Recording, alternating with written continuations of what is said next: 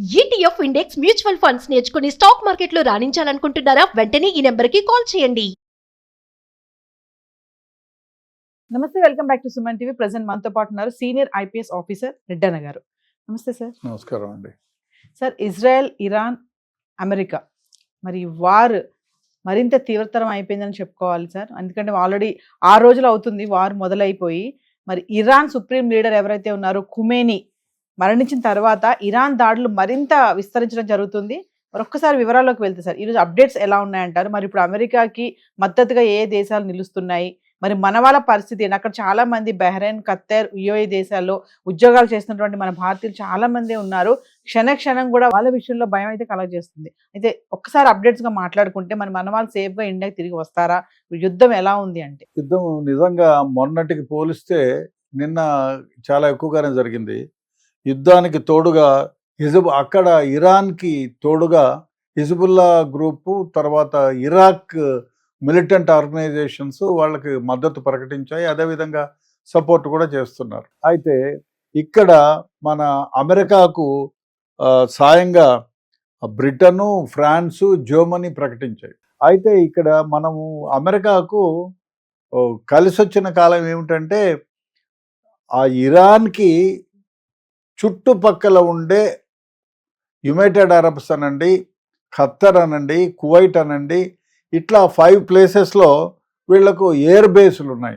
అక్కడ ఎయిర్ బేసుల్లో నుంచే వీళ్ళు Jordan, Iraq, Kuwait, Bahrain, ఖత్తార్, Saudi Arabia, United Arab అన్ని కంట్రీస్లో అమెరికన్ ఎయిర్ బేస్లు ఉన్నాయి. సో అమెరికన్ ఎయిర్ బేస్లు ఉన్నాయి. అదే కాకుండా అమెరికాకు ఆ ఎయిర్ బేసుల నుంచి ఈజీగా వాళ్ళు ఇరాన్ని అటాక్ చేయడానికి ఉంది. అదే కాకుండా ఇరాక్తో ఇంతకుముందు యుద్ధం జరిగినప్పుడు వాళ్ళకి ఆ ఎయిర్ బేస్లు ఎక్కడెక్కడ ఉన్నాయి, ఏం కథ అనేది క్షుణ్ణంగా పరిశీలించారు. అదే కాకుండా ఇజ్రాయిల్ దగ్గర ఉన్న మసూద్ అనేటువంటి ఇంటెలిజెన్స్ సంస్థ ఏదైతే ఉందో ప్రపంచంలోనే అత్యంత యాక్యురేట్ అన్నమాట.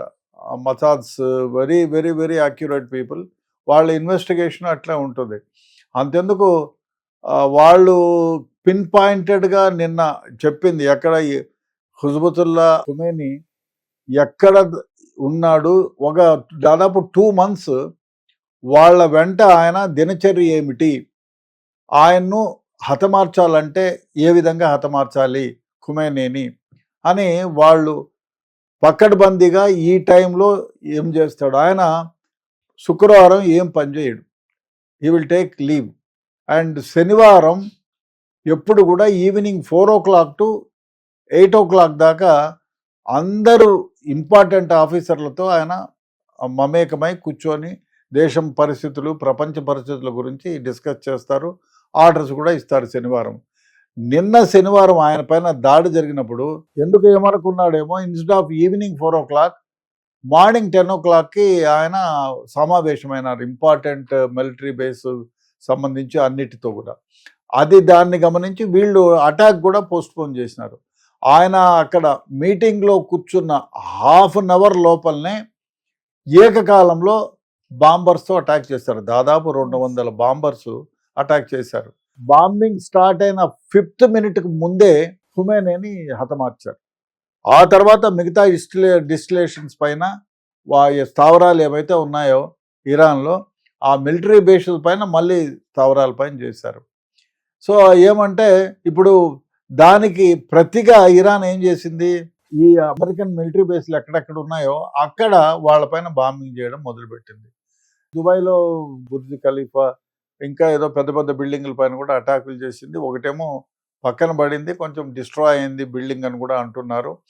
మన దేశం ఇప్పుడు ఈ 5 countries మన వాళ్ళు ఉన్నారు. యునైటెడ్ అరబ్ మొత్తం గల్ఫ్లో దాదాపు ఒక 90 నుంచి 80 లక్షల మంది మన వాళ్ళు అక్కడ జీవనోపాధి కోసం పోయి అక్కడ నివసిస్తున్నారు. మంచి ఇంజనీర్లుగా ఉన్నారు, డాక్టర్లుగా ఉన్నారు, ఆయిల్ రిఫైనరీలో పనిచేసే వాళ్ళు ఉన్నారు. సో వాళ్ళంతా అక్కడ ఉన్నారు.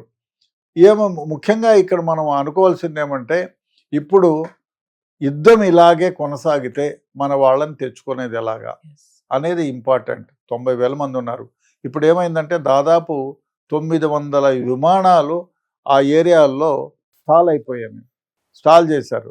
ఎవరు వచ్చేదానికి లేదు, పోయేదానికి లేదు. ప్రపంచంలోనే అత్యాధునికమైనటువంటి అతిపెద్ద ఎయిర్పోర్టు దుబాయ్. దుబాయ్ ఎయిర్పోర్ట్ కూడా స్టాల్ అయిపోయింది. దుబాయ్ ఎయిర్పోర్ట్లో కూడా కొన్ని అంశాల మీద బాంబింగ్ దాడి చేసి కొంచెం నష్టపడినట్టు కూడా ఉంది. సో ఈ కారణాల వల్ల యుద్ధము కొనసాగుతూనే ఉంది. అయితే యుద్ధం ఇంకా కొనసాగుతుందా లేదా ముగిసిపోతుందా అనే దానికి మనము వేచి చూడాలి. వేచి చూస్తే మనకు యుద్ధం ఫర్దర్గా, మొన్నటికి మొన్న ఖుమైనీ చనిపోయిన తర్వాత మనమంతా అనుకున్నాం ఇంకా ఆయన చనిపోయాడు, వీళ్ళు రాజుకి వస్తే అని అనుకున్నాము, ఉండిపోతారు ఎవరంతటి వాడు, ఎవరన్నా మధ్యవర్తం చేస్తారని. సో అది జరగలేదు. యుద్ధం అయితే కంటిన్యూ అవుతా ఉంది. ఆ కంటిన్యూ యుద్ధం ఎంతకాలం అవుతుందో మనం ఇప్పుడే చెప్పలేము. సో దీని మీద రేపు ట్రంప్ ఒక ప్రకటన చేసే వ్యవహారం ఉంది. సో ట్రంప్ అయితే ముందుగా ఏమన్నాడంటే, ఎవరైనా ఖుమైనీ చనిపోయిన తర్వాత ఎవరైనా రాజీకి ముందుకు వస్తే we are ready to do it అన్నాడు. మరి చూడాలి ఏమవుతుందో. Thank you.